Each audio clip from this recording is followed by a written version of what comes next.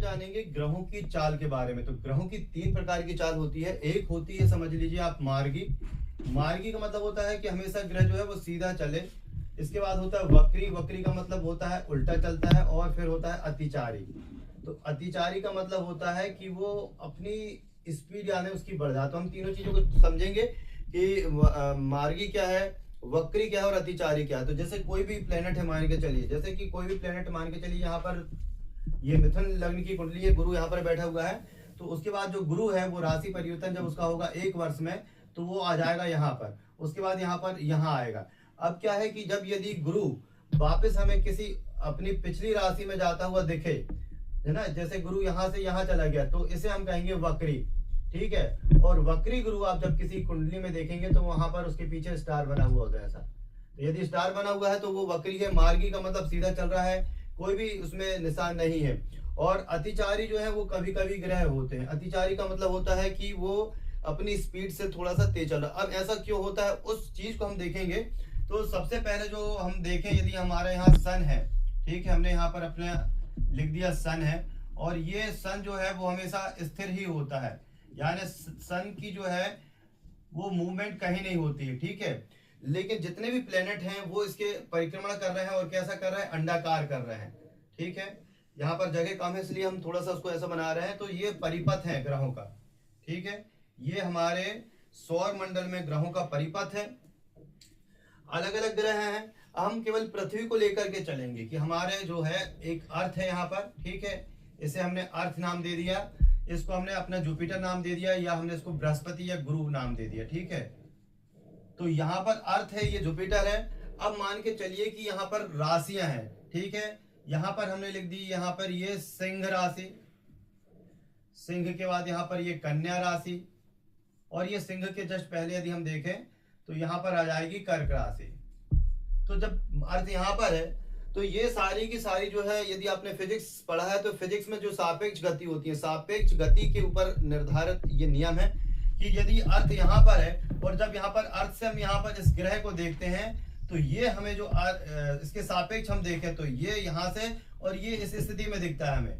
ठीक है। जैसे कि आपने देखा होगा कि ट्रेन है, जैसे ये पटरी है, और यहाँ पर मान के चलिए कि ये ट्रेन जब आगे बढ़ती है, ठीक है, और हम यदि साइड खड़ी हुई ट्रेन को देखते हैं, तो साइड में जो ट्रेन खड़ी हुई होती है, तो हमेशा क्या होता है कि ये जो हमारी ट्रेन, हमें लगता है कि हमारी ट्रेन रुकी हुई है, लेकिन जो बाजू वाली ट्रेन है वो हमारी अपोजिट दिशा की ओर जा रही है। बस यही मान के चलिए कि यही वक्री स्थिति है।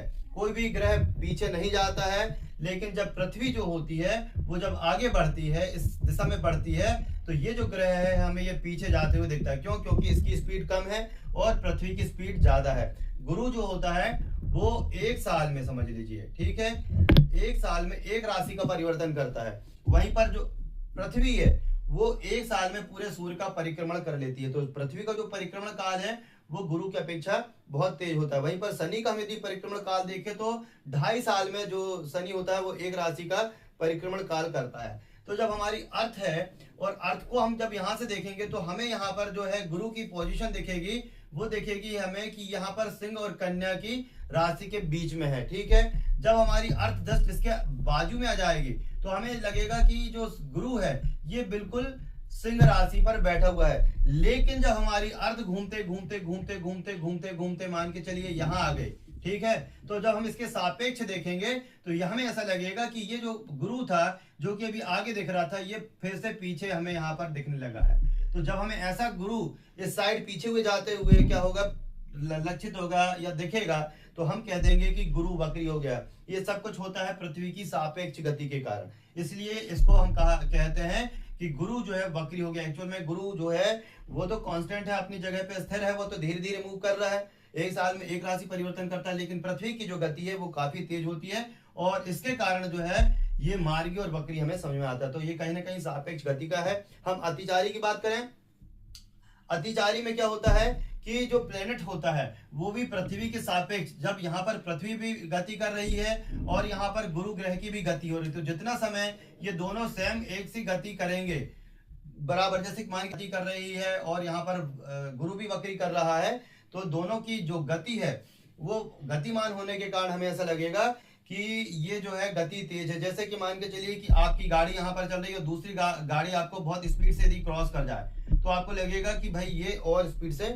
निकल गई। तो जब कोई ग्रह, मान के चलिए कि गुरु जो होता है वो 1 वर्ष में अपना जो है राशि का परिवर्तन करता है, 1 वर्ष में राशि परिवर्तन कर लेता है।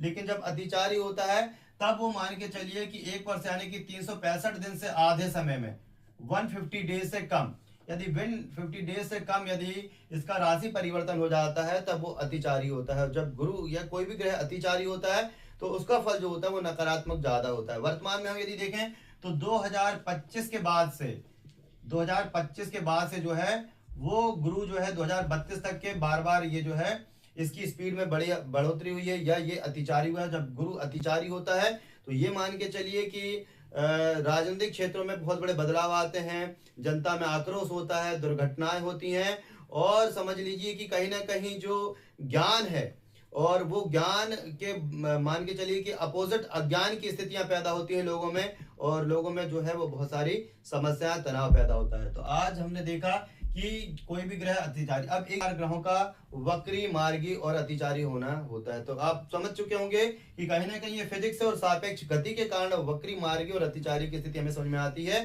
तो चैनल को सब्सक्राइब जरूर कर लें, वीडियो अच्छा लगा हो तो उसको लाइक शेयर कर दें, पेज को फॉलो जरूर कर लें। धन्यवाद।